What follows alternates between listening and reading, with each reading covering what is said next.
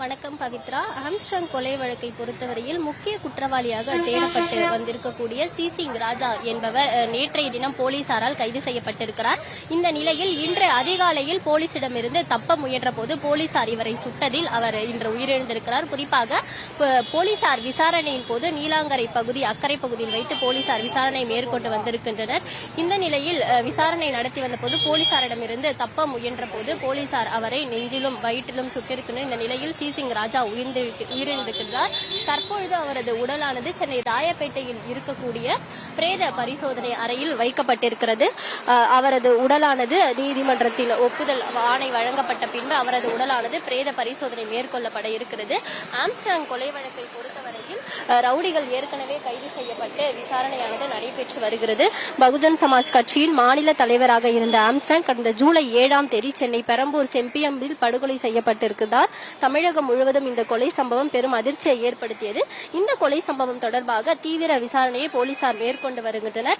Armstrong படுகொலை சம்பவம் தொடர்பாக இதுவரை 28 பேர் கைது செய்யப்பட்டு விசாரிக்கப்பட்டு வருகின்றனர். மேலும் ஆற்காடு சுரேஷன் தம்பி பொன்னை பாலு, வழக்கறிஞர் அருள், திருவெங்கடம், திருமலை, பாஜக நிர்வாகி செல்வராஜ், மணிவண்ணன், சந்தோஷ், ராமு, கோகுல், சிவசக்தி, தமிழ் மாநில காங்கிரஸ் நிர்வாகியாக இருந்த ஹரிகரன், அதிமுக நிர்வாகியாக இருந்த வழக்கறிஞர் உட்பட 28 பேரிடம் விசாரணையானது நடைபெற்று வருகிறது.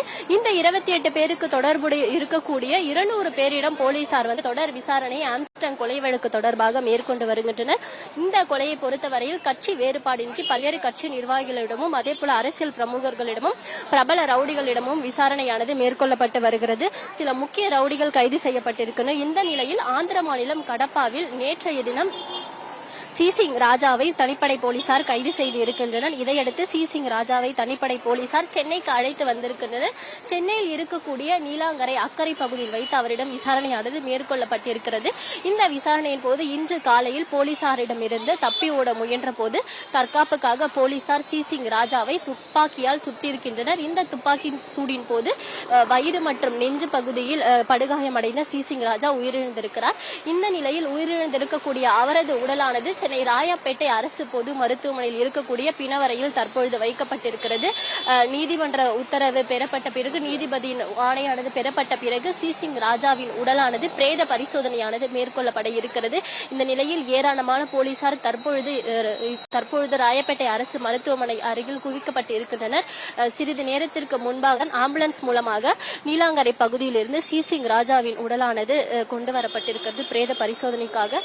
இந்த நிலையில் இவரது உடலானது 10 மணி அளவில் பிரேத பரிசோதனை தொடங்கும் என போலீசார் தெரிவிக்கப்பட்டிருக்கிறது. இந்த நிலையில் இவர் மீது 32க்கும் மேற்பட்ட வழக்குகள் நிலுவையில் இருப்பதாக கூறப்படுகிறது. மேலும் 5 கொலை வழக்குகள் உட்பட குண்டர் சட்டத்திலும் இவர் கைது செய்யப்பட்டிருக்கிறார் என்பது குறிப்பிடத்தக்கது. ஆம்ஸ்ட்ராங் கொலை வழக்கை பொறுத்தவரை இதுவரையில் 28 பேர் கைது செய்யப்பட்டிருக்கின்றனர். இந்த 28 பேருக்கு தொடர்புடைய பலரிடமும் விசாரணையானது தொடர்ந்து மேற்கொள்ளப்பட்டு வருகிறது. 29 நபராக கைது செய்யப்பட்டிருக்கக்கூடிய சிசிங் ராஜா தற்பொழுது சுட்டுக் கொல்லப்பட்டிருக்கிறார். இந்த நிலையில் ஏற்கனவே திருவெங்கடம் என்பவர் ஆம்ஸ்ட்ராங் கொலை வழக்கில் முதல் நபராக போலீசாரால் என்கவுண்டர் செய்யப்பட்டிருக்கிறார். இதனைத் தொடர்ந்து சிசிங் ராஜாவும் இன்று அதிகாலையில் போலீசாரால் என்கவுண்டர் செய்யப்பட்டிருக்கிறார்.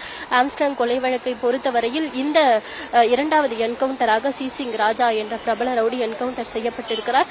தற்பொழுது அவரது உடலானது ராயப்பேட்டை அரசு மருத்துவமனையில் வைக்கப்பட்டிருக்கக்கூடிய நிலையில் அவரது குடும்பத்தினர் இந்த உடல் வைக்கப்பட்டிருக்கக்கூடிய இடத்திற்கு கதறி அழுதிருக்கக்கூடிய காட்சிகளை நம்மால் பார்க்க முடிகிறது. இந்த நிலையில் ராயப்பேட்டை அரசு மருத்துவமனை சுற்றி ஏராளமான போலீசார் பாதுகாப்பு பணியில் ஈடுபட்டு இருக்கின்றனர். சிசிங் ராஜாவின் உடலை சுற்றி ஏராளமான போலீசார் பாதுகாப்பு பணியில் ஈடுபட்டு வருகின்றனர். இவரது உடலானது பிரேத பரிசோதனைக்காக உள்ளே வைக்கப்பட்டிருக்கக்கூடிய நிலையில் 10 மணிக்கு மேல் இவரது உடலானது பிரேத பரிசோதனை தொடங்க உள்ளதாக தகவல்கள் தெரிவிக்கப்பட்டிருக்கிறது. ஆம்ஸ்ட்ராங் கொலை வழக்கை பொறுத்தவரை 2வது நபராக சிசிங் ராஜா இன்று என்கவுண்டர் செய்யப்பட்டிருக்கிறார். மேலும் இவருக்கு தொடர்புடைய பல்வேறு நபர்களிடம் விசாரணையானது தொடர்ந்து மேற்கொள்ளப்பட்டு வருகிறது. பவித்ரா.